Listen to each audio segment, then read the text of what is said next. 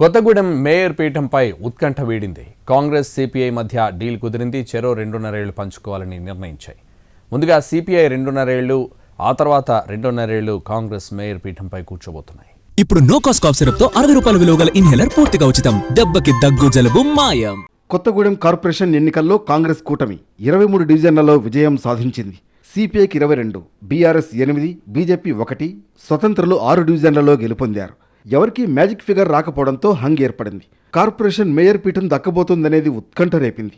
సిపిఐకి unconditional support చేయడానికి ready అని BRS offer ఇచ్చింది.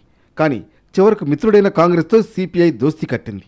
పవర్ షేరింగ్ ఫార్ములాకు ఓకే చెప్పింది. మేయర్, డిప్యూటీ మేయర్ పదవుల్ని చెరో 2.5 ఏళ్ల చొప్పున పంచుకోవాలని నిర్ణయించాయి. మొదటి 2.5 ఏళ్లు సిపిఐకి, ఆ తర్వాత కాంగ్రెస్కు మేయర్ పీఠం దక్కబోతోంది.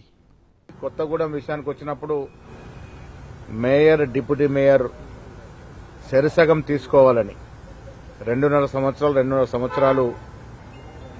సంవత్సరాలు సిపిఐకి మేయర్ పదవి ఇస్తే డిప్యూటీ మేయర్ కాంగ్రెస్ పార్టీకి, మళ్లీ 2.5 సంవత్సరాలు కాంగ్రెస్ పార్టీకి మేయర్ ఇస్తే డిప్యూటీ మేయర్ సిపిఐకి ఇచ్చే విధంగా సూత్రప్రాయంగా ఒక అంగీకారానికి వచ్చినాం. ఇక సోమవారం మేయర్, డిప్యూటీ మేయర్ ఎన్నిక జరుగుతుంది.